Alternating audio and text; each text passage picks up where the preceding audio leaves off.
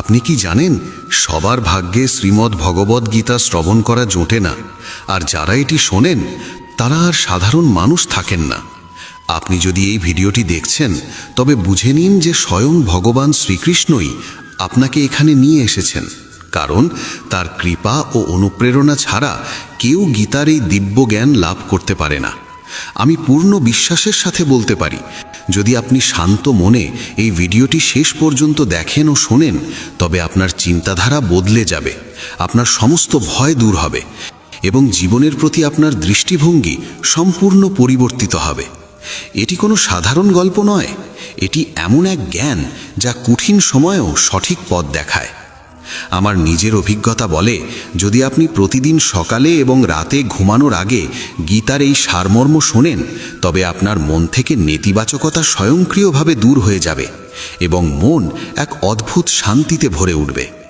এই রকম আরও গভীর ধর্মীয় জ্ঞান, গীতার অমূল্য বাণী ও ভগবান শ্রীকৃষ্ণের দিব্য উপদেশ পেতে এখনই মেসেজ অফ ধর্ম চ্যানেলটি সাবস্ক্রাইব করে নিন এবং পাশে থাকা বেল আইকনটি চাপতে ভুলবেন না, যাতে এমন পবিত্র বার্তা আপনার কাছে নিয়মিত পৌঁছে যায়।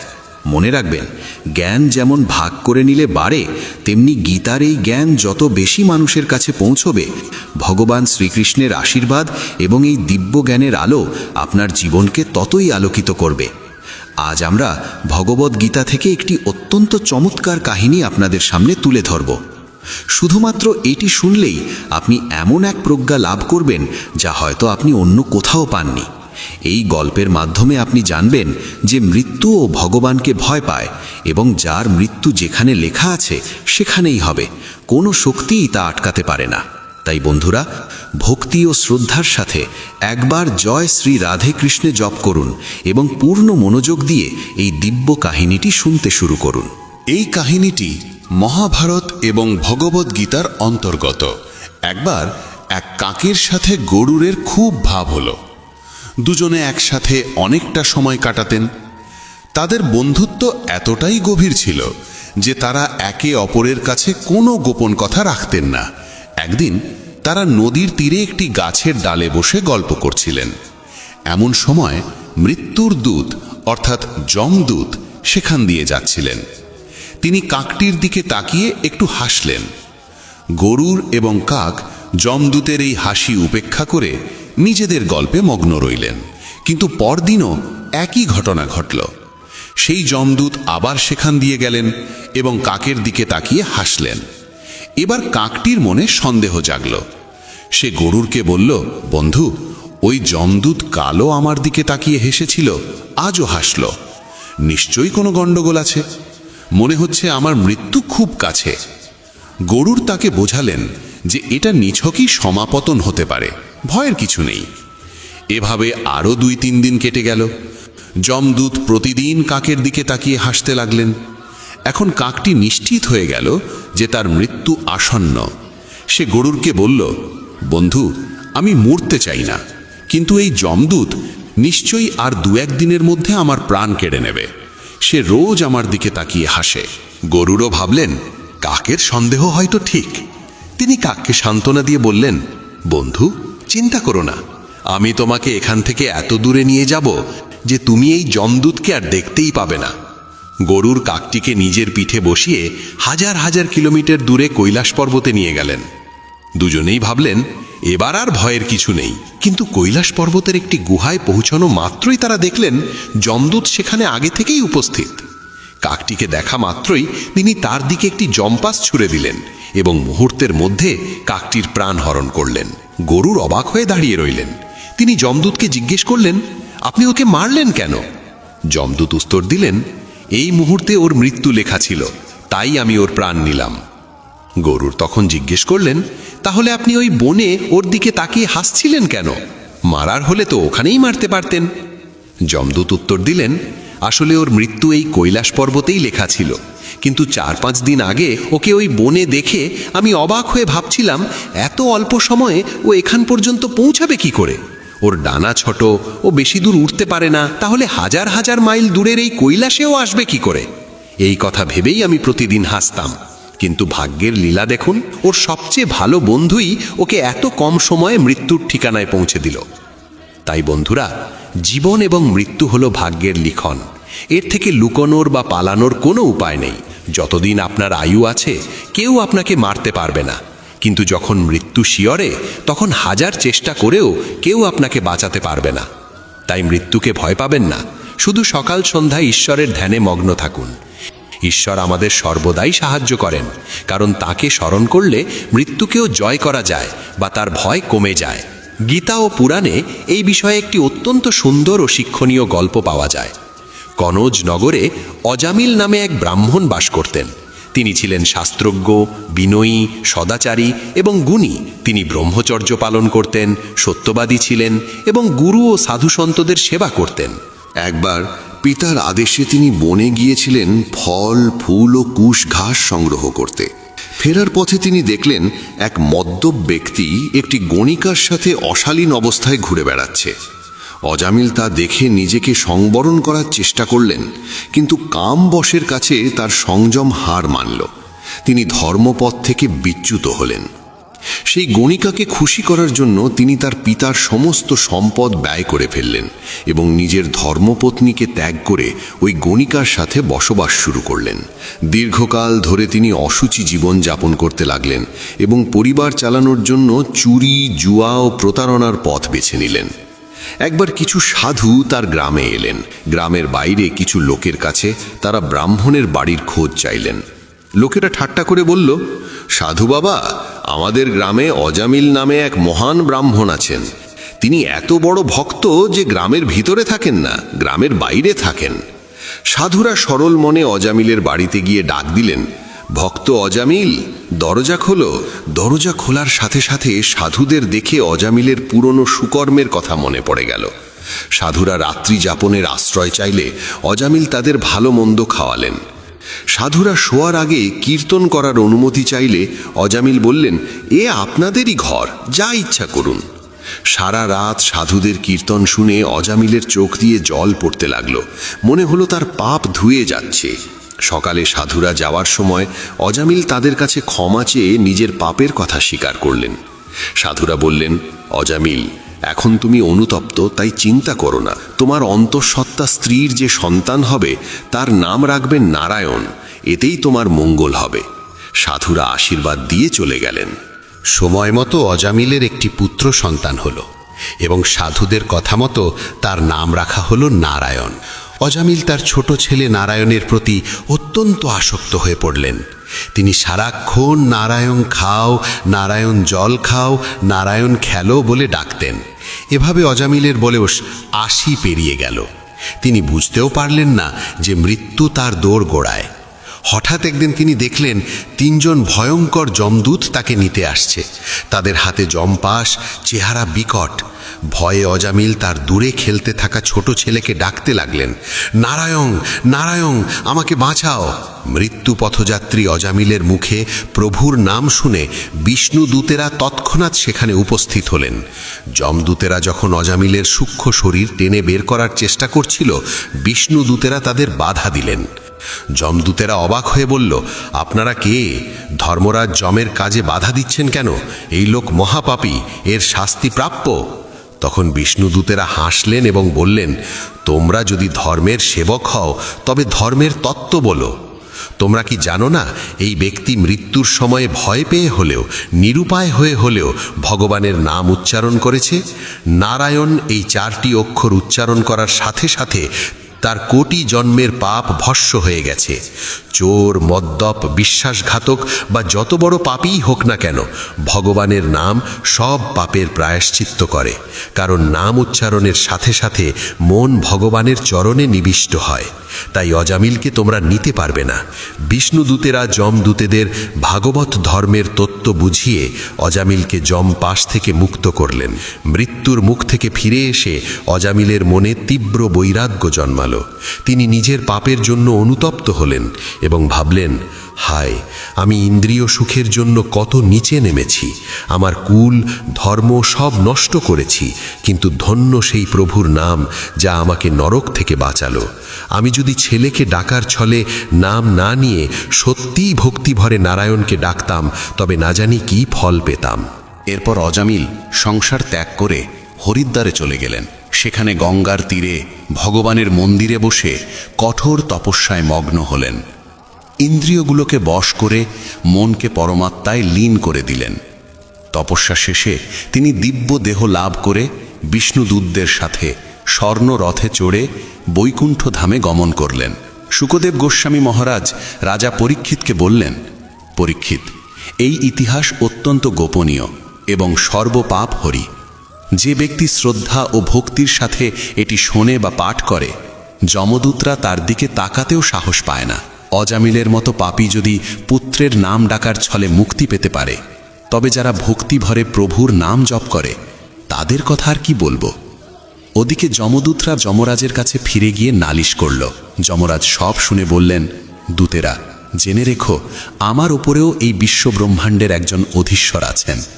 এই সমগ্র জগৎ তার বশেই রয়েছে, যেমন নাকে দড়ি দেওয়া বলদ কৃষকের বশে থাকে। ব্রহ্মা, বিষ্ণু, মহেশ্বর সবাই তার শক্তিতেই কাজ করেন। ভগবানের নাম জপের মহিমা অসীম। অজামিল কেবল নামাভাসেই অর্থাৎ পুত্রের নাম ডাকার মাধ্যমে মুক্তি পেয়েছে। তাই যারা ভগবানের ভক্ত, যারা তার নাম জপ করে, তাদের দিকে তোমরা ভুলেও তাকাবে না। ধর্মরাজ যমের মুখে ভগবানের এই মহিমা শুনে যমদূতরা বিস্মিত হল এবং সেই থেকে তারা ভক্তদের ভয় পেতে শুরু করল। শ্রীকৃষ্ণ গীতায় বলেছেন, আমাদের কর্মের ফল আমাদের ভোগ করতেই হবে। মানুষ যত চতুরই হোক না কেন, কর্মফল থেকে কেউ পালাতে পারে না। আপনি যদি জেনে বা অজান্তে ভালো কাজ করেন, তবে সেই পুণ্য আপনাকে কঠিন সময় রক্ষা করবে। আর যদি পাপ বা অন্যায় করেন, তবে তার শাস্তি আপনাকে পেতেই হবে। বলা হয়, পরমাত্মার সিসিটিভি ক্যামেরা সর্বত্র লাগানো আছে। প্রকৃতি বা পরমেশ্বর আমাদের প্রতিটি কাজের ওপর সর্বক্ষণ নজর রাখছেন। মাঝে মাঝে আমাদের মনে প্রশ্ন জাগে, এই পৃথিবীতে পাওয়া অসম্ভব কি? ধন, যশ, খ্যাতি বা ভালোবাসা, এগুলো কি অসম্ভব? না, অসম্ভব হলো নিজের ভুল বা দোষ স্বীকার করা। মানুষ সহজে নিজের ভুল মানতে চায় না, কিন্তু যে ব্যক্তি নিজের ভুল স্বীকার করে এবং তা সংশোধন করার চেষ্টা করে, তার উন্নতির পথে কোনো বাধা থাকে না। তাই আত্মবিশ্বাসী হন, ভুল না করার চেষ্টা করুন, আর ভুল হলে তা স্বীকার করে শুধরে নিন। জীবন আনন্দে ভরে উঠবে। শ্রীকৃষ্ণ বলেছেন, আমরা পুতুলের মতো এই পৃথিবীতে আসি এবং চলে যাই। আমাদের আসা বা যাওয়ার সময় নির্দিষ্ট নয়। শ্রীকৃষ্ণের কথায় মানুষ ধূলিকণা দিয়ে তৈরি এবং শেষমেশ ধূলিকণাতেই মিশে যায়। তাই লোভ করা উচিত নয়। মানুষ সঙ্গে কিছুই আনে না, কিছুই নিয়েও যায় না। সারা জীবন অন্যের জন্য খেটে মরে, আর মৃত্যুর পর সব অন্যের জন্যই রেখে যায়। তাই লোভ ত্যাগ করে পুণ্যের পথে চলাই শ্রেয়। শ্রীকৃষ্ণ আরও বলেন, জগতের সমস্যা হলো মানুষ অন্যের জীবন দেখে ভাবে তারা কত সুখে আছে, আর নিজের জীবন নিয়ে শুধুই অভিযোগ করে। কিন্তু মনে রাখবেন, প্রত্যেকের জীবনেই কোনো না কোনো সমস্যা আছে। অন্যের দিকে তাকানো বন্ধ করে নিজের কর্মে মনোযোগ দিন, কারণ কর্ম ভালো হলে সব ভালো হবে। অহেতুক দুশ্চিন্তা না করে ধৈর্য ধরুন। যা হওয়ার তা হবেই, তা আমাদের নিয়ন্ত্রণে নেই। আমাদের নিয়ন্ত্রণে আছে কেবল আমাদের কর্ম। জীবন গঠনে চিন্তা এবং কর্ম উভয়ই গুরুত্বপূর্ণ। শুধু ভাবলে কাজ হবে না, আবার না ভেবে কাজ করলেও হবে না। গাছ কাটতে হলে যেমন কুঠারের ঘাস সঠিক জায়গায় দিতে হয়, তেমনি চিন্তা ও কর্মের সঠিক সমন্বয়েই সাফল্য আসে। ভগবান শ্রীকৃষ্ণ বলেছেন, আত্মা অমর, দেহ নশ্বর, বালির মতো যা একদিন মাটিতে মিশে যাবে। কিন্তু আত্মাকে কেউ হত্যা করতে পারে না, আগুনের দহন করতে পারে না, জল ভেজাতে পারে না। শ্রীকৃষ্ণ আরও বলেছেন, তুমি তোমার জীবনের রচয়িতা। তুমি যেমন বীজ বুনবে তেমনই ফল পাবে। কঠোর পরিশ্রমের মাধ্যমেই তুমি তোমার কাঙ্ক্ষিত লক্ষ্যে পৌঁছতে পারো। অনেকেই বড় কিছু হওয়ার স্বপ্ন দেখে, কিন্তু পরিশ্রম করে না, তাই তারা কিছুই পায় না। নিজের জীবনের কারিগর নিজেই হন। জীবনে চলার পথে পাথর আসবেই, কখনো অপমান, কখনো ব্যর্থতা, কখনো বা নিন্দার পাথর। পৃথিবী আপনাকে পাথর মারবে, কিন্তু আপনি সেই পাথর দিয়ে নিজের জন্য ব্যথার পাহাড় বানাবেন নাকি সাফল্যের সেতু, তা আপনার হাতে। নিন্দাকে ভয় পাবেন না, নিন্দুককে নিজের হিতাকাঙ্ক্ষী মনে করে নিজেকে শোধরানোর কাজে লাগান। মহাভারতের একটি ঘটনা দিয়ে শেষ করি। গুরু দ্রোণাচার্য পাণ্ডব ও কৌরবদের ধনুর্বিদ্যা শেখাচ্ছিলেন। একদিন তিনি তাদের পরীক্ষা নেওয়ার জন্য বনে নিয়ে গেলেন। একটি গাছের ডালে তিনি একটি নকল পাখি ঝুলিয়ে দিলেন এবং সবাইকে বললেন, তোমাদের লক্ষ্য হলো ওই পাখির চোখ। প্রথমে যুধিষ্ঠির এলেন। গুরু দ্রোণ জিজ্ঞেস করলেন, তুমি কি দেখছ?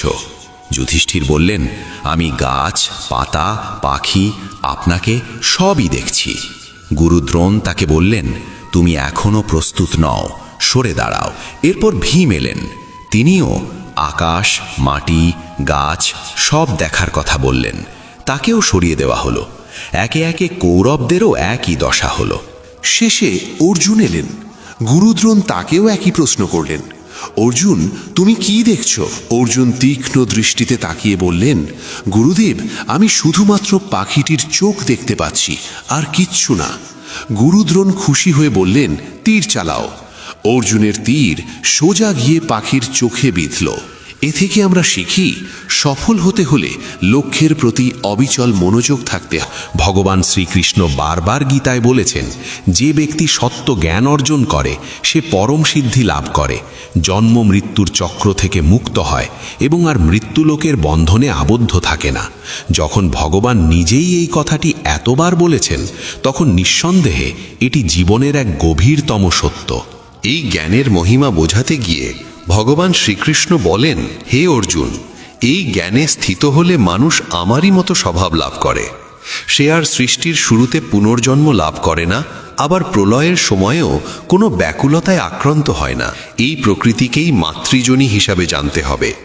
ভগবান বলেন, হে ভরতবংশীয়, জল, অগ্নি, বায়ু, পৃথিবী, আকাশ, মন, বুদ্ধি ও অহংকার, এই 8 উপাদানে গঠিত আমার জড় প্রকৃতিই সমস্ত সৃষ্টির জননী, আর আমি ব্রহ্মরূপে চেতন বীজ প্রতিষ্ঠা করি।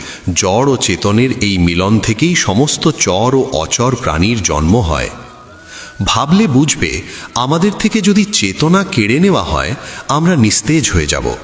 জীবিত ও মৃতের মধ্যে পার্থক্য একমাত্র এই চেতনারই। ভগবান শ্রীকৃষ্ণ বলেন, সমস্ত প্রাণীকে ধারণকারী এই জড় প্রকৃতিই মা, আর আত্মারূপী বীজ প্রতিষ্ঠাকারী ব্রহ্ম, অর্থাৎ স্বয়ং কৃষ্ণই পিতা। দেহ প্রাণহীন হলে তা কেবল জড়বস্তু, আর দেহে প্রাণ আসে তখনই যখন তাতে আত্মার প্রবেশ ঘটে। সেই আত্মা দান করেন ভগবান নিজেই। তাই তিনি বলেন, হে অর্জুন, নানা প্রকার যোনিতে যত দেহধারী প্রাণী জন্মগ্রহণ করে, প্রকৃতি তাদের গর্ভধারিণী মা এবং আমি বীজদাতা পিতা। এরপর ভগবান বোঝাচ্ছেন কিভাবে চেতন আত্মা জড় প্রকৃতির সঙ্গে বন্ধনে আবদ্ধ হয়। প্রকৃতির গুণ 3টি, সত্ত্বগুণ, রজগুণ ও তমগুণ। এই 3 গুণই ভৌতিক প্রকৃতি থেকে উৎপন্ন এবং এদের কারণেই অবিনাশী আত্মা নশ্বর দেহের সঙ্গে আবদ্ধ হয়ে পড়ে। দেহ নষ্ট হয়, কিন্তু আত্মার বিনাশ নেই। এই হলো আত্মা ও দেহের সম্পর্ক। এই 3 গুণই আসলে আত্মার জন্য এক এক ধরনের বন্ধন। সত্ত্বগুণও বন্ধন বটে, কিন্তু তা অন্য গুণের তুলনায় বিশুদ্ধ হওয়ায় জীবকে পাপ থেকে মুক্ত করে এবং আত্মাকে আলোকিত করে। আত্মা আমাদের মধ্যেই বিরাজমান, কিন্তু অজ্ঞানতার কারণে আমরা তাকে উপলব্ধি করতে পারি না। সত্ত্বগুণ আমাদের অজ্ঞানতা দূর করে নিজের আত্মার সঙ্গে আমাদের পরিচয় করিয়ে দেয়। তবে যেহেতু সত্ত্বগুণও এক ধরনের বন্ধন, তাই এই গুণের প্রভাবে মানুষ সুখ ও জ্ঞানের অহংকারে আবদ্ধ হয়ে পড়ে। রজগুণ সম্পর্কে ভগবান বলেন, হে কুন্তিপুত্র, কামনা ও লোভ থেকেই রজগুণের উৎপত্তি। ইচ্ছা ও আকাঙ্ক্ষার কারণেই মানুষের মধ্যে এই গুণ সক্রিয় হয় এবং এর ফলে জীব সাকাম কর্মে আবদ্ধ হয়, অর্থাৎ কর্ম করার সময় ফলের প্রত্যাশা করা। রজগুণই আমাদের এই ফলের বন্ধনে বেঁধে রাখে। অল্প কিছু মানুষ ছাড়া প্রায় সমগ্র বিশ্বই ফলকর্মের বন্ধনে আবদ্ধ, আর এর মূল কারণ এই রজগুণ। তমগুণ সম্পর্কে ভগবান বলেন, দেহের প্রতি মোহ ও অজ্ঞতা থেকেই তমগুণের জন্ম। এই গুণের প্রভাবে জীব উদাসীনতা, আলস্য ও নিদ্রায় আচ্ছন্ন হয়। তমগুণ থেকেই আসে অচেতনতা ও অবিবেচনা। এই 3 গুণই বন্ধন। সত্ত্বগুণ মানুষকে সুখ ও সত্য অনুসন্ধানের পথে নিয়ে যায়। রজগুণ মানুষকে ফলের আকাঙ্ক্ষা সহ কর্মে আবদ্ধ করে, আর তমগুণ মানুষের জ্ঞানকে আচ্ছন্ন করে তাকে অবিবেক ও প্রমাদের দিকে ঠেলে দেয়। প্রমাদ মানে এমন অবস্থা যেখানে মানুষ নেশাগ্রস্ত বা উন্মত্তের মতো আচরণ করে। ভগবান শ্রীকৃষ্ণ বলেন, হে ভরতবংশীয় অর্জুন, যখন রজগুণ ও তমগুণ হ্রাস পায় তখন সত্ত্বগুণ বৃদ্ধি পায়। আবার সত্ত্বগুণ ও রজগুণ কমলে তমগুণ বাড়ে এবং তমগুণ ও সত্ত্বগুণ কমলে রজগুণ প্রবল হয়। প্রত্যেক গুণই অন্য দুই গুণকে দমন করে নিজেকে প্রাধান্য দিতে চায়। তাই যখনই তুমি কিছু ভাবছ, কিছু করছো বা করতে যাচ্ছ, তখন নিজেকে প্রশ্ন করতে পারো, এই মুহূর্তে কোন গুণটি আমার উপর প্রভাব বিস্তার করছে। এই গুণ চেনার উপায় বোঝাতে গিয়ে ভগবান বলেন, যখন দেহের 9টি দ্বারে জ্ঞানের আলো প্রকাশ পেতে শুরু করে তখন বুঝতে হবে সত্ত্বগুণ প্রবল হয়েছে। আমাদের দেহের এই 9টি দ্বার হল 2টি চোখ, 2টি কান, 2টি নাসারন্ধ্র, মুখ, গুদা ও উপস্থ। এই দ্বারগুলোর মাধ্যমেই আমরা বহির্জগতের সঙ্গে যুক্ত হই। যখন এই সব দ্বারে জ্ঞানের দীপ্তি ফুটে ওঠে তখন জানবে সত্ত্বগুণ বৃদ্ধি পাচ্ছে। হে অর্জুন, যখন লোভ, ফলের আকাঙ্ক্ষা ও চঞ্চলতার কারণে ভোগের প্রতি অস্থির আকর্ষণ বাড়ে তখন বুঝতে হবে রজগুণ সক্রিয় হয়েছে। আর যখন কেউ অলসভাবে বসে থাকতে আনন্দ পায়, নিজের অজ্ঞতাতেই সুখ খুঁজে নেয়, মোহের কারণে কর্তব্য পরিত্যাগ করে বা উন্মত্ত আচরণে লিপ্ত হয়, তখন জানবে তার মধ্যে তমগুণ বৃদ্ধি পাচ্ছে। তমগুণ মানেই চরম অবিবেক, যেখানে সঠিক ও ভুলের পার্থক্য করার ক্ষমতাই লুপ্ত হয়ে যায়। ভগবান বলেন, মৃত্যুকালেও মানুষের কর্মফলের সম্পূর্ণ হিসাব হয় এবং মরণের সময় যে চেতনা মানুষ বহন করে তার উপরেই নির্ভর করে জীবের পরবর্তী গতি। সেই কারণেই যে ব্যক্তি সত্ত্বগুণের প্রাধান্যে দেহ ত্যাগ করে সে তার উত্তম কর্মের ফলে নির্মল স্বর্গলোক লাভ করে। সেই স্বর্গলোক এমন এক স্থান যেখানে সর্বত্র পবিত্রতা বিরাজমান, যেখানে উত্তম তত্ত্ব অর্থাৎ ভগবানের জ্ঞান উপলব্ধি করা হয় এবং যেখানে সত্ত্বগুণের প্রভাব প্রবল। সেখানে চারদিকে কেবল জ্ঞান আর জ্ঞানের উপস্থিতি থাকে। মৃত্যুলোকের মতো অজ্ঞতা বা অজ্ঞানী মানুষের কোনো অস্তিত্ব সেখানে নেই।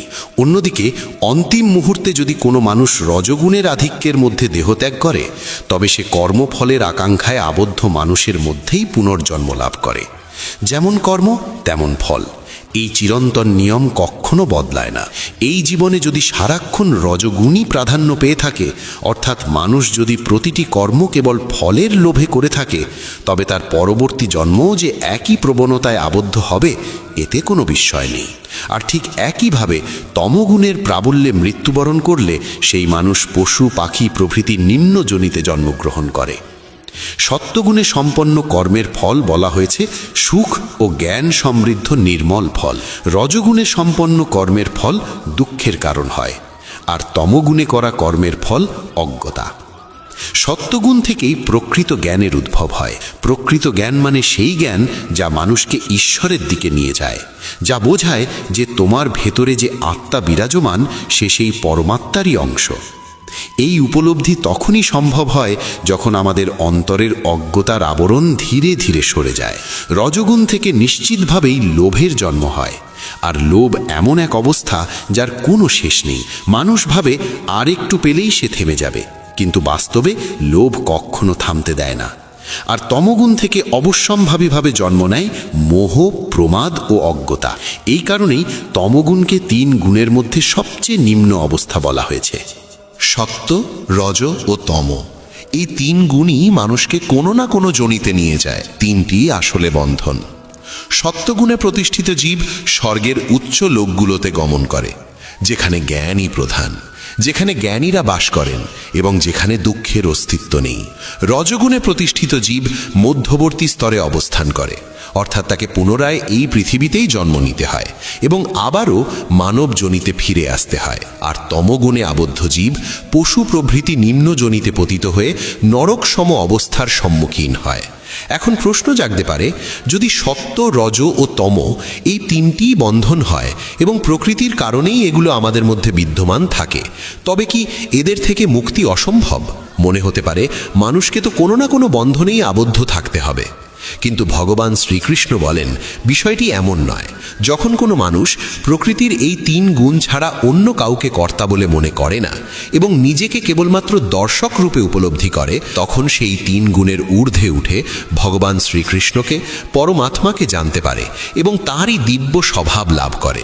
আমরা সাধারণত মনে করি সবকিছু আমিই করছি। এই ধারণাটাই মূল ভ্রান্তি। প্রকৃতপক্ষে কর্তা হলো এই 3 গুণই।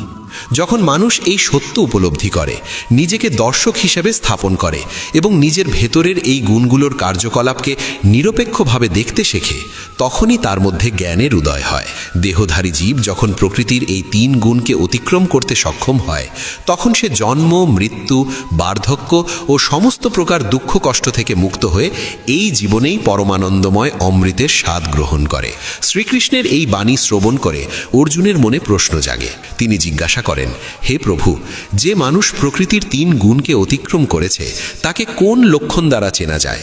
তার আচরণ কেমন হয় এবং সে কিভাবে এই 3 গুণের সীমা অতিক্রম করতে পারে? কি করলে মানুষ এই 3 বন্ধন থেকে সম্পূর্ণ মুক্ত হতে পারে? ভগবান শ্রীকৃষ্ণ উত্তরে বলেন, যে মানুষ সত্ত্বগুণ, রজগুণ ও তমগুণের উদয় হলেও কখনো তাদের প্রতি ঘৃণা পোষণ করে না এবং সমভাব বজায় রেখে না তো তাদের দিকে আকৃষ্ট হয়, নাই বা সেগুলো থেকে পালিয়ে যেতে চায়, সেই মানুষই এই বন্ধন থেকে মুক্ত হতে পারে। সত্ত্বগুণ হলো ঈশ্বরীয় জ্ঞানরূপী আলো, রজগুণ হলো কর্মের প্রতি আসক্তি, আর তমগুণ হলো মোহরূপী অজ্ঞতা। যে ব্যক্তি এই 3টির কোনোটিকেই ঘৃণা করে না, তাদের প্রতি বিদ্বেষ পোষণ করে না, আবার অতিরিক্ত আসক্ত হয়েও তাতে নিজেকে জড়িয়ে ফেলে না, সেই ব্যক্তি এই গুণগুলোকে চিনে নিয়ে তাদের বন্ধন থেকে মুক্ত হয়। লক্ষ্য হলো গুণগুলোকে চিনে নেওয়া, ঘৃণা করা নয়। যে মানুষ উদাসীনভাবে স্থিত থেকে গুণের আগমন ও প্রস্থানেও বিচলিত হয় না, গুণগুলোকেই কার্যকর হতে দেখে নিজে সমভাবে স্থির থাকে, সে এই 3 গুণের বন্ধন অতিক্রম করে। মনে রাখতে হবে, কর্তা তুমি নও, তোমার ভেতরের এই গুণগুলোই কর্তা। একজন নির্লিপ্ত দর্শকের মতো তোমাকে এদের সাক্ষী হতে হবে, না এদের প্রতি আসক্ত হতে হবে, না এদের প্রতি ঘৃণা পোষণ করতে হবে। যে মানুষ সুখ ও দুঃখে সমানভাবে স্থিত থাকে, আত্মভাবেই প্রতিষ্ঠিত থাকে, যার কাছে মাটি, পাথর ও সোনা সমান, যার কাছে কেউ অতিরিক্ত প্রিয় বা অপ্রিয় নয়, যে নিন্দা ও স্তুতিতে নিজের ধৈর্য হারায় না, সেই মানুষ প্রকৃতির এই 3 গুণের বন্ধন থেকে মুক্ত হয়ে যায়। প্রকৃতির সত্ত্ব, রজ ও তম এই 3 গুণ অতিক্রম করা সহজ নয়। অর্জুন জানতে চেয়েছিলেন, যে ব্যক্তি এগুলো অতিক্রম করে তার লক্ষণ কি? সেই প্রশ্নের উত্তরে শ্রীকৃষ্ণ বলেন, যে মানুষ মান ও অপমানকে সমানভাবে গ্রহণ করে, বন্ধু ও শত্রুর প্রতিও সমভাব রাখে এবং সমস্ত কর্ম সম্পন্ন করেও নিজের মধ্যে কর্তার ভাব রাখে না, সেই মানুষকে গুণাতীত বলা হয়। যে ব্যক্তি সমস্ত পরিস্থিতিতেই অবিচল থেকে একান্তভাবে শ্রীকৃষ্ণের ভক্তিতে স্থির থাকে, সেই ভক্ত অতি দ্রুত প্রকৃতির 3 গুণ অতিক্রম করে ব্রহ্মপদে প্রতিষ্ঠিত হয়। তখন ভগবান শ্রীকৃষ্ণ নিজেকে প্রকাশ করে বলেন, হে অর্জুন, সেই অবিনাশী ব্রহ্মপদের একমাত্র আশ্রয় আমি নিজেই। আমি অমৃত স্বরূপ, শাশ্বত, ধর্মস্বরূপ এবং পরমানন্দ স্বরূপ। এইভাবেই উপনিষদ সম ব্রহ্মবিদ্যা ও যোগশাস্ত্র রূপ শ্রীমদ্ ভগবদ্ গীতার শ্রীকৃষ্ণ অর্জুন সংলাপে গুণত্রয় বিভাগ যোগ নামক 14 অধ্যায় সমাপ্ত হয়। বন্ধুগণ, শ্রীমদ্ ভগবদ্ গীতার 14 অধ্যায় আমরা জেনেছিলাম কিভাবে আমাদের স্বভাব ওই সমগ্র জগৎ প্রকৃতির 3টি গুণে বিভক্ত। একই সঙ্গে এটাও বুঝেছিলাম কোন পথে চললে এই 3 গুণের বন্ধন ছিন্ন করা সম্ভব। আর 15 অধ্যায়ে এসে ভগবান আমাদের বোঝান এই সংসার আসলে এক গভীর মায়াজাল। কিভাবে আমরা এতে জড়িয়ে পড়ি, কিভাবে এই বিভ্রমে আটকে যাই এবং কিভাবে সেই মায়া ও জটিলতা ভেদ করে নিজের প্রকৃত লক্ষ্যে পৌঁছানো যায়। তাই চলুন শ্রবণ করি শ্রীমদ্ ভগবদ্ গীতার 15 অধ্যায়। শ্রীমদ্ ভগবদ্ গীতার 15 অধ্যায়ের নাম পুরুষোত্তম যোগ। এখানে ভগবান শ্রীকৃষ্ণ বলেন, আমাদের এই সংসার এক অবিনাশী বৃক্ষের মতো, যার কখনো বিনাশ হয় না, যা কখনো শেষ হয় না, কখনো শুকিয়ে যায় না, কখনো মরে না। এই বৃক্ষের মূল রয়েছে ওপরের দিকে আর শাখা প্রশাখা বিস্তৃত হয়েছে নিচের দিকে। এই বৃক্ষের পত্র হল বৈদিক জ্ঞান। যে ব্যক্তি এই অবিনাশী বৃক্ষের প্রকৃত স্বরূপকে জানতে পারে সেই ব্যক্তি প্রকৃত অর্থেই বেদজ্ঞ।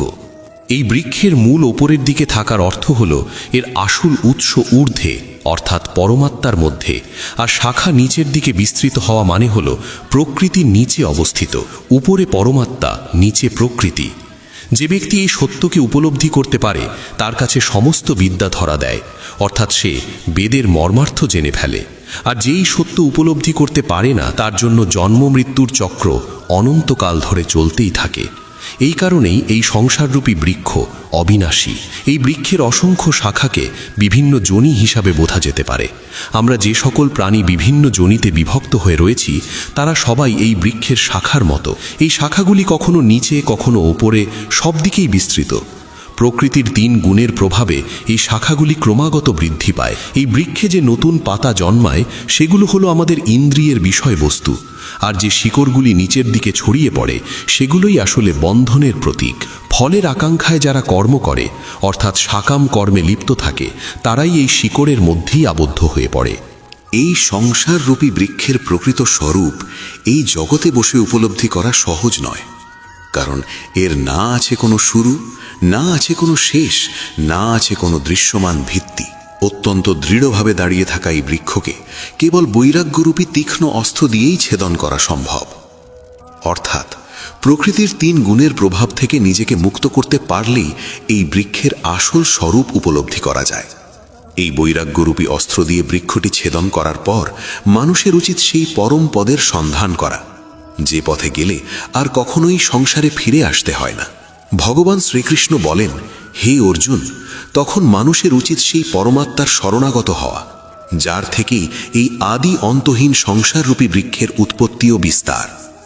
যতক্ষণ না এই সংসাররূপী বৃক্ষ ছেদন হয় ততক্ষণ ভগবানের পথে অগ্রসর হওয়া সম্ভব নয়। এই বৃক্ষ কিভাবে ছেদন হয় তা ব্যাখ্যা করতে গিয়ে ভগবান বলেন, যে ব্যক্তি মান, সম্মান ও মোহ থেকে মুক্ত, যে সংসারাসক্ত মানুষের সঙ্গ ত্যাগ করেছে, যে সদা পরমাত্মার চেতনায় স্থিত, যার সমস্ত কামনা বাসনা সম্পূর্ণরূপে নিঃশেষ হয়ে গেছে এবং যার কাছে সুখ দুঃখের ভেদ আর নেই, সেই মোহমুক্ত মানুষই অবিনাশী পরম পদ লাভ করে। ভগবান শ্রীকৃষ্ণ এখানে সংসাররূপী বৃক্ষ ছেদন করে পরম ধামে পৌঁছনোর কথা বলছেন। তাহলে এই পরম ধাম কি? সূর্য সমগ্র ব্রহ্মাণ্ডকে আলোকিত করে, কিন্তু সেই পরম ধামকে না সূর্য আলোকিত করতে পারে, না চন্দ্র, না অগ্নি। সেই পরম ধাম এমন এক গন্তব্য যেখানে পৌঁছে আর কোনো মানুষ এই সংসারে ফিরে আসে না। সেটিই ভগবান শ্রীকৃষ্ণের পরম ধাম। বন্ধুগণ, প্রকৃতিতে যখন ব্রহ্মের অংশ প্রবেশ করে তখনই জীবের জন্ম হয়। এই কথাটি ব্যাখ্যা করে ভগবান বলেন, হে অর্জুন, এই সংসারের প্রতিটি দেহে অবস্থানকারী জীবাত্মা আমারই সনাতন অংশ। আপনি যে সমস্ত জীবিত প্রাণীকে দেখেন তাদের সকলের মধ্যেই ভগবান শ্রীকৃষ্ণের অংশ বিদ্যমান। প্রতিটি প্রাণীর মধ্যেই ব্রহ্ম বিরাজমান। এই সব প্রাণী মন সহ 6টি ইন্দ্রিয়ের মাধ্যমে প্রকৃতির অধীন হয়ে কর্ম করে। প্রকৃতি যেভাবে আমাদের দিয়ে কাজ করায় আমরা সেভাবেই কাজ করি। প্রকৃতিই কর্তা, আমরা নই। এই কারণেই যখন আমরা ভগবানের পরম ধাম লাভের পথে অগ্রসর হই তখন আমাদের অন্তরের ব্রহ্ম সেই মহাব্রহ্মের সঙ্গে একীভূত হয়ে যায়, যার সে অংশ। আর তাই সে আর কখনো পৃথিবীতে ফিরে আসে না। যতদিন দেহে প্রাণ আছে ততদিন আত্মা দেহের মধ্যে অবস্থান করে। দেহের সময় শেষ হলে আত্মাকে অন্য দেহ গ্রহণ করতে হয়। কিন্তু কোন ভিত্তিতে এই নতুন দেহ লাভ হয়? ভগবান শ্রীকৃষ্ণ বলেন, 6 ইন্দ্রিয়ের মাধ্যমে করা কর্মের যে সংস্কার সৃষ্টি হয় সেই সংস্কার নিয়েই আত্মা এক দেহ ত্যাগ করে অন্য দেহে প্রবেশ করে। ঠিক যেমন বাতাস এক স্থান থেকে গন্ধ গ্রহণ করে অন্য স্থানে নিয়ে যায়, তেমনি আত্মা সংস্কার বহন করে নিয়ে যায়। আমরা যা করি, যা ভাবি, সব কিছুরই হিসাব রাখা হয়। মৃত্যুকালে এই হিসাবই পরবর্তী জীবনের সংস্কার হয়ে আত্মার সঙ্গে চলে যায়। তাই যা কিছু করা হয় খুব ভেবেচিন্তে করা উচিত, কারণ ভগবানের নিয়মের বাইরে কেউই নয়। একটি দেহের জীবন শেষ হলে সেই দেহ মাটিতে মিশে যায়, কিন্তু আত্মা পূর্বজন্মের সংস্কার নিয়ে নতুন দেহ ধারণ করে। তারপর সেই নতুন দেহে আবার একই প্রক্রিয়া চলতে থাকে। এইভাবে অন্য দেহে অবস্থান করে জীবাত্মা কান, চোখ, ত্বক, জিহ্বা, নাক ও মনের সাহায্যে বিষয় ভোগ করতে থাকে এবং আবার শোনা, দেখা, খাওয়ার মতো ক্রিয়াকলাপে লিপ্ত হয়ে নতুন কর্ম ও নতুন হিসাব গড়ে তোলে। এই কারণেই প্রয়োজন যেন আত্মা দেহ ত্যাগ করে সরাসরি ব্রহ্মের সঙ্গে মিলিত হয় এবং জন্ম মৃত্যুর চক্র থেকে মুক্তি লাভ করে।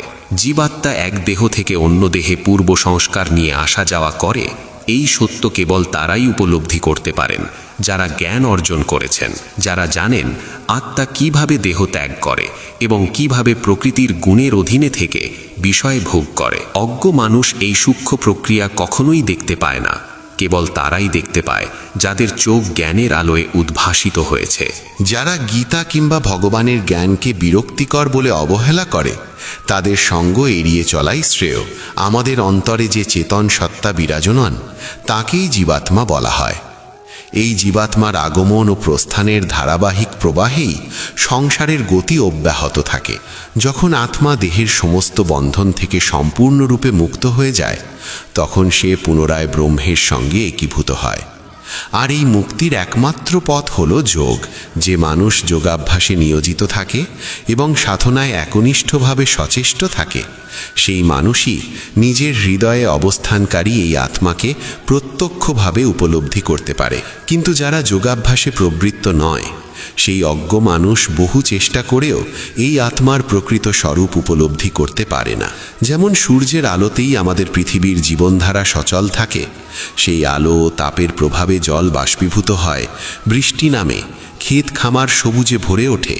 ঠিক তেমনি ভগবানের চেতনার আলোতেই মানুষের জীবন সার্থকতা ও অর্থে পরিপূর্ণ হয়ে ওঠে। আমাদের শরীর বেঁচে থাকে অন্নের শক্তিতেই, আর সেই অন্নের কারণেই প্রাণ ধারণ সম্ভব হয়।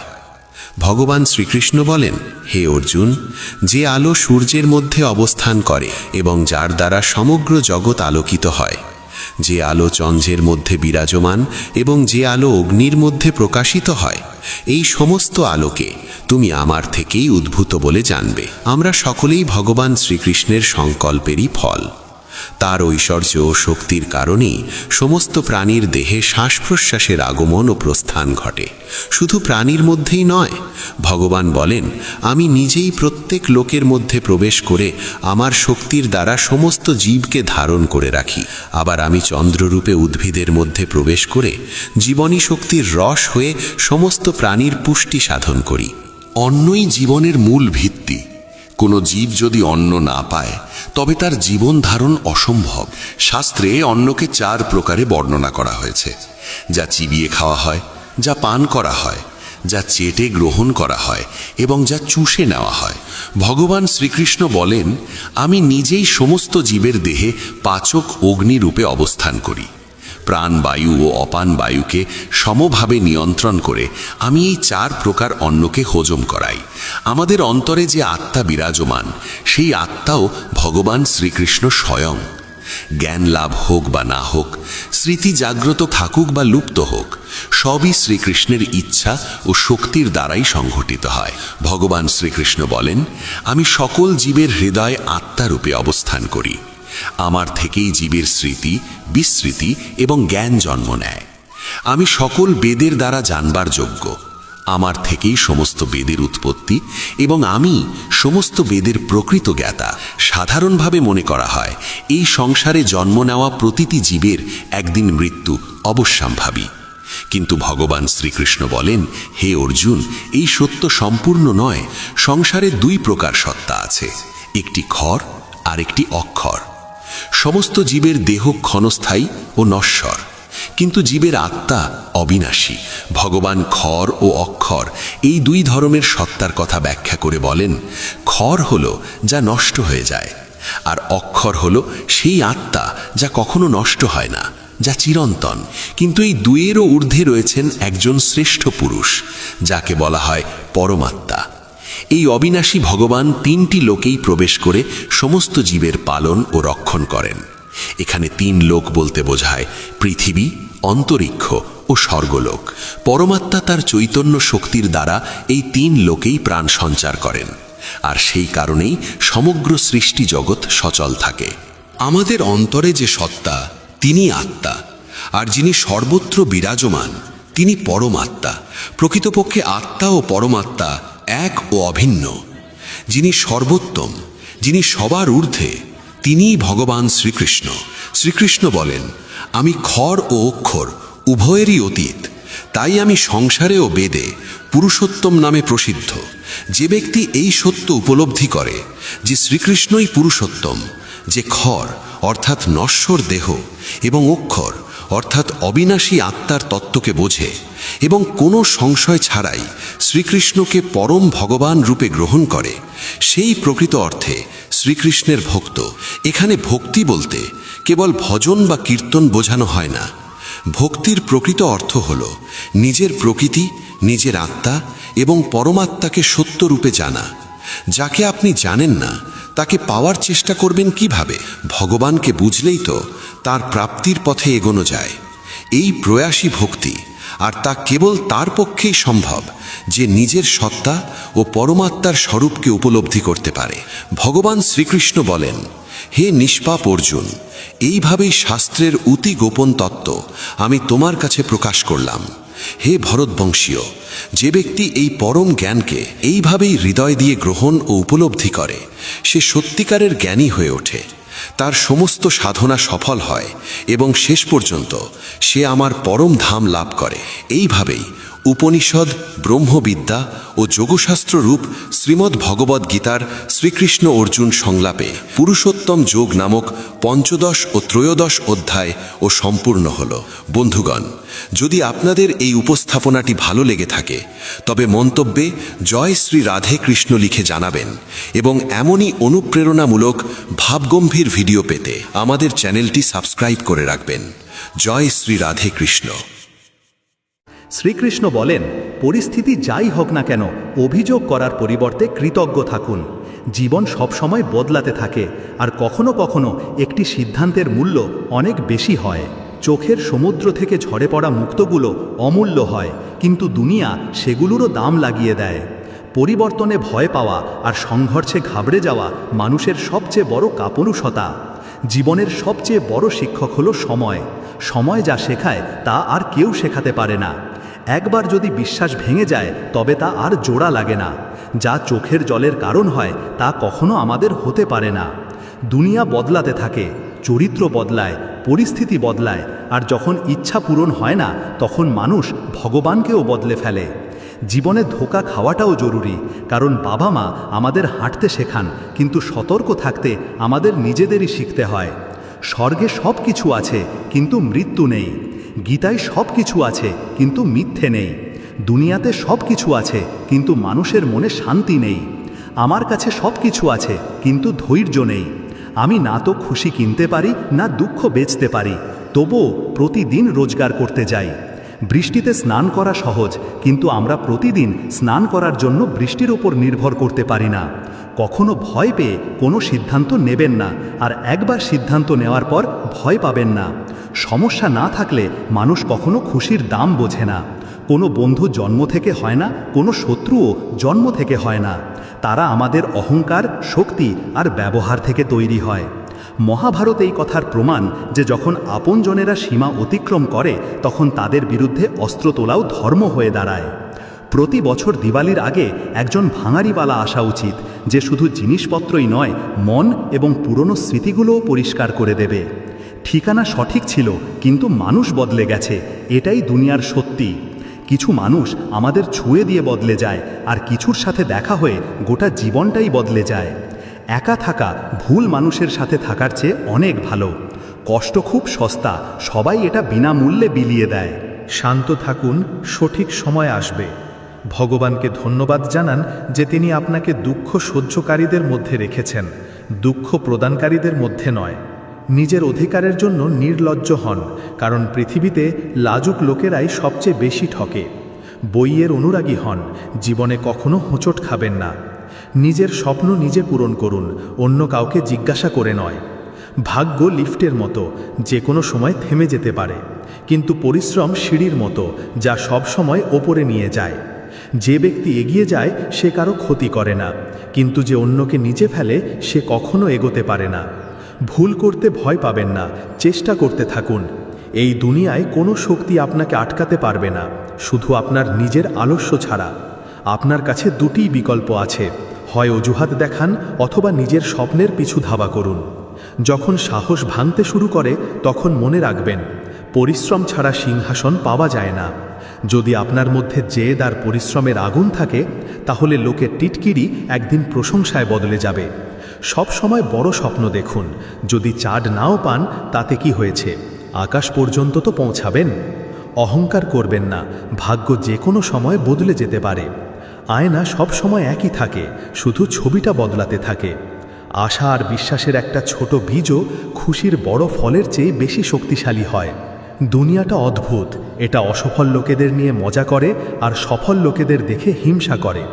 দুর্বল হবেন না, যে কেউ আপনাকে ভেঙে ফেলতে পারে, বরং এতটাই শক্তিশালী হন যে আপনাকে ভাঙার চেষ্টা করবে সে নিজেই যেন ভেঙে যায়। দিন রাত নিজের কাজকে ভালোবাসুন। যারা বড় কাজ করে তারা শুরুতে সাধারণ হয় না। যা আপনাকে আটকাচ্ছে তা হলো আপনার নিজের চিন্তা। এই দুনিয়ায় সব কিছু সম্ভব, শুধু নিজের ওপর বিশ্বাস রাখুন। সমস্যা আপনাকে ভাঙার জন্য আসে না, শক্তিশালী করার জন্য আসে। দুনিয়া কম শোনে, বেশি দেখে, তাই কথা কম, কাজ বড় করুন। কঠিন পরিশ্রম ভাগ্য বদলে দিতে পারে। যতক্ষণ আপনি কাজের, ততক্ষণ লোকেরা আপনাকে ভালোবাসবে। দেশলাইয়ের কাঠি প্রদীপ জ্বালানোর পর ফেলে দেওয়া হয়। মানুষকেও ততক্ষণই মনে রাখা হয় যতক্ষণ সে কোনো কাজের। কম বয়সে পাওয়া সুখ কখনো বুদ্ধিমান বানায় না, কিন্তু কম বয়সে পাওয়া দুঃখ জীবনের আসল জ্ঞান দিয়ে যায়। যেখানে গাছ আর জল থাকবে সেখানে সবুজ থাকবে। জীবনেও যদি সরলতা আর সংস্কার থাকে তাহলে শান্তি মিলবে। শ্রীকৃষ্ণ বলেন, প্রত্যেকেরই নিজের শক্তি আর দুর্বলতা থাকে। মাছ জঙ্গলে দৌড়তে পারে না, আর সিংহ জলে রাজা হতে পারে না। বাবা মা ভগবানের চেয়েও বড়, কারণ ভগবান সুখ আর দুঃখ দুটোই দেন, কিন্তু বাবা মা শুধু সুখ দিতে চান। অহংকার ভালো সম্পর্ককেও ভেঙে দেয়। যেমন এক ফোঁটা লেবুর রস 1000 লিটার দুধ নষ্ট করে দিতে পারে। একটা ভাঙা ফুল আর ফুটতে পারে না, কিন্তু মজবুত ডালে নতুন ফুল অবশ্যই ফুটতে পারে। সময় হলো সবচেয়ে বড় মাপকাঠি, যা খারাপ সময়ে আপনজনদের আসল ওজনটা জানিয়ে দেয়। কিছু সম্পর্ক ভাড়ার বাড়ির মতো হয়, যত সাজান না কেন সেগুলো আপনার হয় না। এক ফোঁটা জ্বর গরম তাওয়ার ওপর পড়লে নষ্ট হয়ে যায়, কিন্তু যদি মুক্তোর ভেতরে ঢুকে যায় তবে তা উজ্জ্বল হয়ে ওঠে। মন বলে হার মেনে নাও, কিন্তু আত্মা বলে আর একবার চেষ্টা করো। প্রতিদিন, প্রতি মুহূর্তে শুধু এক পা এগিয়ে চলো, সাফল্য তোমার পায়ে এসে পড়বে। কোনো ব্যক্তিকে শুধু তার 1-2টি ভুল কাজের ভিত্তিতে সারা জীবনের জন্য খারাপ মনে করা ঠিক নয়। প্রায়শই পরিস্থিতি ভুল হয়, মানুষ নয়। পরিবার হোক বা সমাজ, তার সাফল্য নির্ভর করে আপসি বোঝাপড়া, শান্তিপূর্ণ আলোচনা এবং একে অপরের মতামতের প্রতি সম্মানের ওপর। যে ব্যক্তি ধৈর্য আর তপস্যার সাথে কর্ম করে সেই পৃথিবীতে আলো ছড়াতে সক্ষম হয়। সময় আর পরিস্থিতি যে কোনো সময় বদলাতে পারে, তাই কাউকে অপমান করবেন না বা কাউকে ছোট ভাববেন না। সময় খুব শক্তিশালী, যেমন সূর্য ধীরে ধীরে উচ্চতায় পৌঁছায়, তেমনি প্রত্যেক ব্যক্তির উত্থান সময়ের সাথে হয়। জীবনে যতই বড় বাধা আসুক না কেন, একদিন তা অবশ্যই বদলাবে। নিজেকে অতিরিক্ত চাপে ফেলবেন না এবং প্রতিটি পরিস্থিতির ধৈর্য সহকারে মোকাবেলা করুন। দয়ালু হওয়া একটি গুণ, কিন্তু একে দুর্বলতা ভাববেন না। একজন সচ্চা বন্ধু সেই যে আপনার অতীতকে বোঝে, আপনার ভবিষ্যতের ওপর বিশ্বাস রাখে এবং আপনি যেমন আপনাকে সেভাবেই গ্রহণ করে। বন্ধুত্বে অপার শক্তি থাকে। সুদামার কাছে শারীরিক বল ছিল না, কিন্তু তার প্রেম শ্রীকৃষ্ণকে তার পা ধুয়ে দিতে বাধ্য করেছিল। সত্য ও সততার জয় নিশ্চিত। জোর করে কিছু পাওয়া যায় না। যদি কোনো জিনিস আপনার কাছ থেকে কেড়ে নেওয়া যায় তবে তা কখনো আপনার ছিলই না।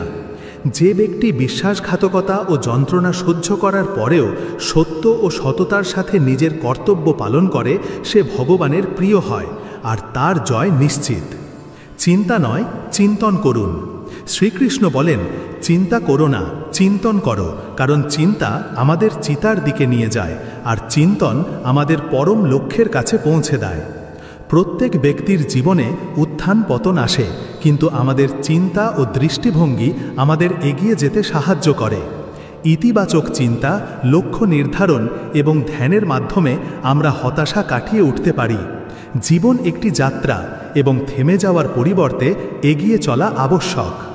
যখন অর্জুন কুরুক্ষেত্রের যুদ্ধে নিজের ভাই, গুরু এবং পরিচিতদের সামনে দেখলেন, তখন তিনি চিন্তায় ডুবে গিয়েছিলেন এবং নিজের লক্ষ্য ভুলে গিয়েছিলেন।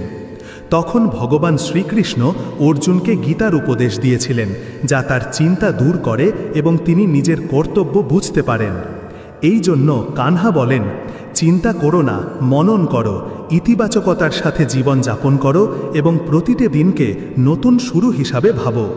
যে শক্তি তোমার ভেতরে আছে তা যে কোনো চ্যালেঞ্জের মোকাবিলা করতে পারে। শুধু হাসতে থাকো আর এগিয়ে চলো। ভগবান যাদেরকে উচ্চতায় পৌঁছাতে চান তাদের প্রথমে কঠিন পরীক্ষার মধ্যে দিয়ে নিয়ে যান, কিন্তু যে ধৈর্য আর বিশ্বাস ধরে রাখে সে নিজের লক্ষ্যে অবশ্যই পৌঁছায়। যদি তিনি গাছের ডালে ঘুমিয়ে থাকা পাখিকে পড়তে না দেন, তাহলে তিনি তোমাকে কিভাবে পড়তে দেবেন? শুধু বিশ্বাস রাখো, সঠিক সময় এলে তুমি যা আশা করো তার চেয়েও বেশি পাবে। নিজের ওপর বিশ্বাস রাখো। তোমার স্বপ্নের কথা কেউ ভাবে না, সবাই নিজের ভবিষ্যৎ গড়তে ব্যস্ত, তাই অন্যের ওপর নির্ভর করো না। একা চলার সাহস রাখো, ধৈর্য ও আত্মবিশ্বাস হারিও না। যিনি তোমার ভাগ্য লিখেছেন তিনি ব্রহ্মাণ্ডের সবচেয়ে বড় লেখক। আমরা প্রায়ই ভাবি যে লোকেরা কি বলবে, কিন্তু কখনো কি ভেবেছি যে ভগবান কি বলবেন? শ্রীকৃষ্ণ বলেন, শিক্ষা গুরুত্বপূর্ণ, কিন্তু তার চেয়েও বেশি গুরুত্বপূর্ণ আমাদের মূল্যবোধ ও মানবিক অনুভূতি। সঠিক মূল্যবোধ গ্রহণ করলে শুধু আমাদের জীবনই সার্থক হয় না, বরং আমরা সমাজে ইতিবাচক পরিবর্তন আনতেও সক্ষম হই। তাই নিজের মূল্যবোধকে সম্মান করো এবং সেগুলোকে অগ্রাধিকার দাও। শ্রীকৃষ্ণ বলেন, ধৈর্য ধরো, সময় প্রত্যেকের জীবন বদলে দেয়। প্রতিটি পরিস্থিতির জন্য একটি নির্দিষ্ট সময় থাকে। যা আজ কঠিন মনে হচ্ছে কাল তা সহজ হয়ে যাবে। যা আজ বেদনাদায়ক মনে হচ্ছে কাল তা খুশির কারণ হতে পারে। এটা সম্ভব, কিন্তু এটা তখনই সম্ভব যখন তুমি নিজের মনকে স্থির ও ধৈর্যশীল রাখবে। নিজের কর্ম করে যাও। সময় সব সময় এক রকম থাকে না, এটি বদলাতে থাকে, এবং যারা এই পরিবর্তনকে বোঝে তারাই সত্যিকারের শান্তি পায়। যখন জীবনে কঠিন সময় আসে তখন মানুষ প্রায়ই অধৈর্য হয়ে পড়ে। সে মনে করে যে এটাই তার স্থায়ী অবস্থা, কিন্তু তা নয়। রাতের পর দিন আসে আর বৃষ্টির পর বসন্ত ফেরে, ঠিক সেভাবেই সৎ খারাপ সময়ও কেটে যায়। তারা সঙ্গে ভালো সময় নিয়ে আসে, কিন্তু এই পরিবর্তন দেখার জন্য ধৈর্য রাখা জরুরি। এটা নিশ্চিত যে যার ধৈর্য নেই সে পথিমধ্যে হার মেনে নেয় এবং জীবনের উজ্জ্বল দিকটা কখনো দেখতে পায় না। সে তা পায় না যা তার জন্য অপেক্ষা করছিল। সময়ের খেলা বোঝা আবশ্যক। যে ব্যক্তি জানে যে পরিস্থিতি স্থায়ী নয়, সে কোনো পরিস্থিতিতেই বিচলিত হবে না। সে দুঃখে হতাশ হয় না আর খুশিতে অহংকারীও হয় না। সে পরিস্থিতিকে ভারসাম্যপূর্ণ রাখে এবং নিজের কর্তব্য পালন করে। যখন সমুদ্রে ঝড় আসে তখন জেলে তীরে ফেরার পরিবর্তে ধৈর্য ধরে এবং নিজের নৌকা চালায়। সে জানে যে ঝড় চিরকাল থাকবে না। ঠিক সেভাবেই যখন জীবনে কঠিন সময় আসে তখন তা সহ্য করার শক্তি রাখো, কারণ এটা চিরকাল তোমার থাকবে না। জীবনে যা কিছু সমস্যা আসে তা তোমাকে থামানোর জন্য নয়, বরং শক্তিশালী করার জন্য আসে। যদি বীজ মাটিতে চাপা পড়ার ভয় পায় তবে সে কখনো এক বিশাল বৃক্ষ হতে পারে না। যদি সোনা আগুনের তাপ সহ্য করতে না পারে তবে সে কখনো খাঁটি হতে পারে না। কঠিন সময় তোমার জীবনকে উজ্জ্বল করতে আসে। যখন তাদের তোমাকে পরীক্ষা করার সময় শেষ হবে তখন তারাও শেষ হয়ে যাবে। কিন্তু যে ব্যক্তির মধ্যে ধৈর্য নেই সে চ্যালেঞ্জের মুখোমুখি হওয়ার আগেই হার মেনে নেয়। মনে রেখো, সময় কারোর জন্য থামে না, কিন্তু সময় অবশ্যই প্রত্যেকের জন্য বদলায়। যে আজ সংগ্রাম করছে সে কাল বিজয়ী হবে। যে আজ পড়েছে সে কাল উঠবে, কিন্তু এটা তখনই সম্ভব হবে যখন সে ধৈর্যের সাথে এগিয়ে চলবে। তাই তোমার জীবনে কোনো কঠিন সময়ে ঘাবড়ে যেও না। এটাকে একটা পরীক্ষার মতো দেখো। তোমাকে শুধু নিজের ধৈর্য বজায় রাখতে হবে। যতক্ষণ তুমি নিজের বিশ্বাস ও আত্মবিশ্বাস ধরে রাখবে, পরিস্থিতি যাই হোক না কেন, ততক্ষণ এই সময় তোমাকে ভাঙতে পারবে না। তোমার জীবনে এক নতুন সকাল আসবে। শ্রীকৃষ্ণ বলেন, যেই তার কাছে আসে কেবল সেই সত্যিকারের বিজয় লাভ করে যার হৃদয়ে ধৈর্য থাকে। সে জীবনের প্রতিটি পরিস্থিতিতে সফল হয়। প্রতিটি কষ্টই অস্থায়ী, এটি শুধু একটি পরীক্ষা। যেমন সূর্য ডোবার পর আবার ওঠে, যেমন দিন হয়, ঠিক তেমনি কঠিন সময়ও কেটে যায় এবং এক নতুন সকাল আসে। তাই কখনো বিচলিত হইও না, চিন্তা করো না, শুধু নিজের কর্মের ওপর মনোযোগ দাও। যখন পরিস্থিতি প্রতিকূল হয় তখন মানুষ প্রায়ই হতাশ হয়ে পড়ে, কিন্তু যে এই পরিবর্তনের নিয়ম মানে সে বোঝে যে তাকে প্রতিটি পরিস্থিতিতে শান্ত থাকতে হবে। মনের স্থিরতা সবচেয়ে বড় শক্তি এবং এটাই তোমাকে প্রতিটি বাধা অতিক্রম করতে সাহায্য করবে। সময়ের স্বভাবই হলো বদলানো। যা আজ কঠিন মনে হচ্ছে কাল তা সহজ হয়ে যাবে। যখন মানুষ কষ্টে থাকে তখন সে মনে করে যে এই কষ্ট কখনো শেষ হবে না, কিন্তু এটা শুধু একটা ভ্রম। এই দুনিয়ায় কিছুই স্থায়ী নয়, না সুখ আর না দুঃখ। যে এই সত্য বোঝে সে কোনো পরিস্থিতিতেই বিচলিত হয় না। শুধু ধৈর্য রাখো, কারণ সময় প্রত্যেকের জন্য আসে। যে ব্যক্তি নিজের কর্তব্য পালন করে, যে কেউ সততার সাথে নিজের জন্য কাজ করে, তার জন্য কষ্ট চিরকাল থাকে না। প্রতি রাতের পর, প্রতি সংগ্রামের পর সাফল্যের সকাল আসে, কিন্তু এটা তখনই সম্ভব যখন তুমি নিজের চিন্তাকে স্থির রাখবে এবং ধৈর্য ধরবে। মানুষ নিজের চিন্তা ও কর্মের সাথে এগিয়ে যায়, যা তোমাকে উচ্চতায় নিয়ে যায়, বাইরের পরিস্থিতি নয়। যদি তুমি নিজের চিন্তাকে উঁচু করো তবে জীবন নিজেই তোমার পক্ষে থাকবে। তোমার হৃদয়ের গভীরে এটা ভুলো না যে প্রকৃতি হলো প্রেম, ধৈর্য এবং সত্য। যদি তুমি এই গুণগুলো নিজের মধ্যে বিকশিত করো, যদি তুমি এদেরকে জায়গা দাও, তবে কোনো শক্তি তোমাকে নাড়াতে পারবে না। তুমি দৃঢ় থাকতে পারবে, পরিস্থিতি যাই হোক না কেন। কোনো পার্থক্য নেই। যে কেউ নিজের মনকে নিয়ন্ত্রণ করতে পারে সে নিজের জীবনের সত্যিকারের মালিক হওয়ার দায়িত্ব নেয়। বাইরের দুনিয়ায় হওয়া পরিবর্তন তোমার মনকে কোনো স্থিরতা দিচ্ছে না। এটাই তোমার সবচেয়ে বড় জয়। তুমি হোঁচট খেতে পারো, অতিরিক্ত প্রত্যাশা দুঃখের দিকে নিয়ে যাবে। যখন তুমি দুনিয়ার কাছ থেকে বেশি আশা করবে তখন তুমি হতাশ হবে, কিন্তু যখন তুমি নিজের কর্তব্যকে নিজের ধর্ম হিসেবে গ্রহণ করবে তখন তোমাকে কোনো ফল নিয়ে চিন্তা করতে হবে না। তোমার জীবনে যত পারো ভালোবাসা দাও, যত পারো সততার সাথে কাজ করো এবং তারপর দেখো সময় নিজেই তোমার জন্য কিভাবে বদলায়। একটি বীজকে গাছে পরিণত হতে, একটি নদীকে সমুদ্রে পৌঁছাতে যতটা সময় লাগে তোমাকে সেখানে পৌঁছানোর জন্য ধৈর্য ধরতে হবে। তোমার জীবনে সব কিছু নিজের সময়ে আসে, এটা হবেই। তাই চিন্তা করো না। যা আজ কঠিন তা কাল সহজ হয়ে যাবে। শুধু ধৈর্য রাখো আর নিজের কাজ করে যাও। এটা মনে রেখো, এই দুনিয়ায় কোনো পরিস্থিতি স্থায়ী নয়। জীবনের প্রতিটি মুহূর্ত বদলাতে থাকে, আর এটাই তার স্বভাব। যা আজ তোমাকে কষ্ট দিচ্ছে সেটাই কাল তোমার শক্তি হয়ে উঠবে। তাই ধৈর্য রাখো, বিশ্বাস রাখো আর এগিয়ে চলো। যখন সময় আসবে তখন সব কিছু বদলে দেবে। কখনো হার মেনো না, নিজের কাজ করে যাও। বিশ্বাস রাখো যে সঠিক সময় এলে তোমার পরিশ্রমের ফল অবশ্যই পাবে। সম্মান হারানো এক মুহূর্তের ব্যাপার, আর তা ফিরে পাওয়া কঠিন। তাই নিজের আচরণ সম্পর্কে সতর্ক থাকো। একে এতটাই উঁচুতে রাখো যে কারোর পক্ষে তোমার সম্মান নিয়ে প্রশ্ন তোলা সম্ভব না হয়। একটি গরু ঘাস খেয়েও দুধ দেয়, আর একটি সাপ দুধ পান করেও বিষ উগরে দেয়। এর মানে হলো একজন ব্যক্তির প্রবৃত্তি তার কাজ নির্ধারণ করে, দয়ালুতা তোমার স্বভাব নির্ধারণ করে। ভালোবাসা ও করুণায় পূর্ণ থাকো, কারণ শেষ পর্যন্ত সেটাই তোমার পরিচয় হয়ে ওঠে। এতটা কঠোর হয়েও না যে তোমাকে কোনো দেওয়ালে গেঁথে ফেলা যায়, আর এতটা নরমও হয়েও না যে তোমার মাটির পাত্র নিজের অস্তিত্ব হারিয়ে ফেলে। পরিবারের আসল মূল্য সেই ব্যক্তিই বোঝে যে তা তৈরি করে, সম্পর্ক ভাঙা ব্যক্তি নয়। যাকে ধরে রাখা কঠিন তাকে ছেড়ে দেওয়াই বুদ্ধিমানের কাজ, কারণ যা বারবার ভেঙে যায় তা জোড়া লাগানো সহজ নয়। কখনো কখনো চুপ থাকাটাই সেরা প্রতিক্রিয়া। যখন তুমি দেখবে যে লোকেরা দুবেলা খাবারের জন্য সংগ্রাম করছে আর অন্যদিকে কিছু লোক স্বাদের কারণে খাবার নষ্ট করছে, তখন জীবনের সত্যটা স্পষ্ট হয়ে যায়। সৌন্দর্য কৃতজ্ঞতার মধ্যে রয়েছে, আর যারা এটা বোঝে তারাই সত্যিকারের শান্তি পায়। যারা মন থেকে সম্পর্ক তৈরি করে তারা ভাগ্য পায়, নইলে অনেকেই জীবনসঙ্গী পেয়েও দুঃখী থাকে। সত্যিকারের সম্পর্ক শুধু একসাথে থাকার মাধ্যমে তৈরি হয় না, বরং নিঃস্বার্থ সমর্পণের মাধ্যমে তৈরি হয়। প্রার্থনার কোনো রং হয় না, কিন্তু তা জীবন দেয় এবং কারো জীবনকে রঙিন করে তুলতে পারে। যখন এটা সত্যের হৃদয় থেকে হয়, যখন এর জন্য প্রার্থনা করা হয়, তখন তা আকাশে দেখা যায়, তা প্রতিধ্বনিত হয় এবং কোনো না কোনো রূপে ফিরে আসে। এটা নিশ্চিতভাবে ভগবানের খেলা। আপনার কর্ম কখনো বৃথা যায় না। নিজের হৃদয়কে প্রেমে পূর্ণ করুন, নিজের মনকে শুদ্ধ করুন এবং নিজের জীবনটা এমনভাবে বাঁচুন যাতে যখন আপনার সময় আসবে তখন যেন কোনো আফসোস না থাকে যে আপনি জীবনটা সঠিকভাবে বাঁচতে পারেননি। শ্রীকৃষ্ণ বলেন যে জীবনের প্রতিটি দিকই কথার সংযম দিয়ে শুরু হয়। যে নিজের কথাকে নিয়ন্ত্রণ করতে পারে সে তার কাজকেও সঠিক পথে রাখে।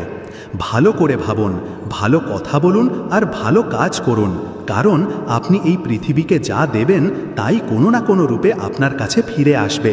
একজন ব্যক্তি যখন মন স্থির করে ফেলে যে তার কারো কাছ থেকে কিছুই চাওয়ার নেই, তখনই সে আসলে সবচেয়ে বেশি স্বাধীন হয়, যখন সে নিজের জীবনের দায়িত্ব নিজেই নেয়। কোনো পরিস্থিতি আপনার নিয়ন্ত্রণের বাইরে নয়। সব সময় নিজের ওপর বিশ্বাস রাখুন। অন্ধকারের মধ্যেও পথ খুঁজে পাওয়া যায়। যদি কেউ আপনাকে প্রত্যাখ্যান করে তাহলে নিজের পথ বদলাবেন না, বরং নিজের লক্ষ্যে পৌঁছে তাদের ভুল প্রমাণ করুন। আগেকার দিনে মানুষ মন থেকে কথা বলতো, কিন্তু এখন তারা নিজেদের মেজাজ আর প্রয়োজন অনুসারে কথা বলে। মনে হয় এটাই দুনিয়ার নিয়ম, কিন্তু তার মানে এই নয় যে আপনাকেও বদলে যেতে হবে। আপনার আসল স্বভাবই আপনার সেরা রূপ। যে কোনো সম্পর্কের সবচেয়ে বড় শক্তি হলো বিশ্বাস। সবচেয়ে জরুরি হলো ভিত। যদি সেটাই ভেঙে যায় তবে সম্পর্কটা শুধু একটা আপোষ হয়ে থেকে যায়।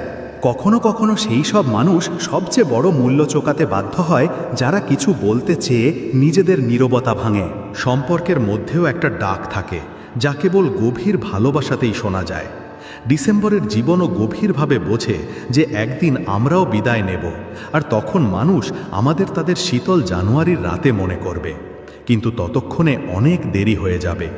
এটাই জীবনের সবচেয়ে বড় সত্যি যে যতক্ষণ আমাদের কাছে কিছু থাকে আমরা তার কদর করি না, কিন্তু যখন তা চলে যায় তখন আমরা তার গুরুত্ব বুঝি।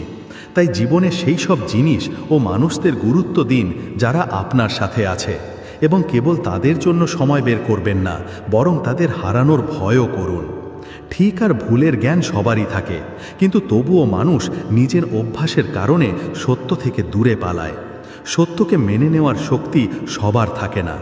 ইসিলিয়ে নিজের পথে দৃঢ় থাকুন, নিজের কর্মকে মহান করুন এবং পৃথিবীর ভালো করুন। লোক দেখানো জিনিসে প্রভাবিত হবেন না, ধৈর্য রাখুন এবং সত্য ও কর্মযোগ মেনে চলুন। শ্রীকৃষ্ণ বলেন যে সত্যিকারের অর্থে তারাই সফল হন।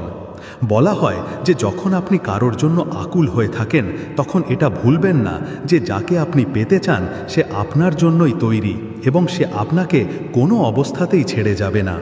জীবনে এর চেয়ে ভালো আর কিছু হবে না। কখনো কখনো এটা আমাদের বিরুদ্ধে যায়, কারণ এই দুনিয়া একটা সৎ আর সরল মনকে বোঝে না। একজন ব্যক্তি যার অন্যের খারাপ করার ক্ষমতা নেই সে নিজেরও খারাপ করতে পারে না। এই দুনিয়া অন্যায় সহ্য করে না। আমরা প্রায়ই ধরে নিই যে আমরা দুর্বল, কিন্তু সত্যি কথা হলো আসল শক্তি তাদের সাথেই থাকে যারা সত্য ও ভালোর সাথে লেগে থাকে, পরিস্থিতি যাই হোক না কেন। আমি ভাবতাম যে আমার সম্পর্কগুলো খুব মজবুত, কিন্তু যখন আমি পেছন ফিরে তাকালাম তখন আমার সাথে কেউ ছিল না।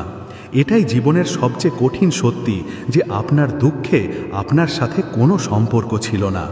কে সবচেয়ে বেশি আশা করে তাতে কিছু যায় আসে না। আশা প্রায়ই জীবনে তামাশা হয়ে দাঁড়ায়। তাই নিজের জীবনকে কেবল আশার ওপর ভিত্তি করে গড়বেন না। নিজেকে এতটা সক্ষম বানান যাতে আপনার নির্ভর করার প্রয়োজন না পড়ে। আপনি টাকা না দিয়েও নিজে থেকে সব কিছু উপার্জন করতে পারেন, আর যখন আপনার পা টলতে শুরু করবে তখন কারো সামনে হাত পাতার দরকার হবে না। প্রকৃতি কোনো না কোনো সাহায্য পাঠায়, এটাই জীবনের সত্যি। তাই প্রতিটি পরিস্থিতিতে হাসতে থাকুন এবং নিজের লক্ষ্যের দিকে এগিয়ে যান। যতক্ষণ না আপনি আপনার লক্ষ্যে পৌঁছাচ্ছেন চেষ্টা চালিয়ে যান, কারণ চেষ্টাই সাফল্যের পথ তৈরি করে। একজন মা তার ঘামে ভিজে যান আর একজন বাবা রোদে পুড়ে যান যাতে তাদের সন্তান ভালোবাসায় বড় হতে পারে। তাই সে যেন তার বাবা মায়ের ত্যাগ বোঝে এবং তাদের সম্মান করে। সৌন্দর্য কেবল একটি দৃষ্টিভঙ্গি। কেউ কাদাতেও পদ্ম দেখতে পায়, আর কেউ চাঁদের মতো জীবনে কেবল ডাক খুঁজে বেড়ায়। কেবল তারাই যারা ভালোটা দেখে তারাই সত্যিকারের সুখ পায়। ভগবান কেবল 2 চুমুক গ্রহণ করেন, ক্রোধের এক চুমুক যা পান করে আপনি আপনার অহংকার ও ক্রোধকে শেষ করে দেন, আর ধৈর্যের এক চুমুক যা পান করে আপনি নিজের ভেতর সন্তুষ্টি ও তৃপ্তি ধারণ করতে পারেন। যখন আমরা বড়দের আশীর্বাদ পাই, আপনজনদের সঙ্গ পাই আর ভগবানের কাছ থেকে আনন্দ পাই, তখনই জীবনের আসল অর্থ পাওয়া যায়। তাই সত্য, ধৈর্য আর প্রেমকে নিজের জীবনের ভিত্তি বানান আর জীবনের সব ওঠাপড়ার মধ্যে বিশ্বাস নিয়ে এগিয়ে চলুন। শ্রীকৃষ্ণ বলেন, দুনিয়াতে আপনি যাই করবেন লোকেরা আপনার সমালোচনা করবে, তা ভালো হোক বা খারাপ। শান্ত থাকুন আর নিজের কাজ করে যান। সত্য আর সততাই আপনার পরিচয়, আর এটাই আপনাকে তৈরি করবে।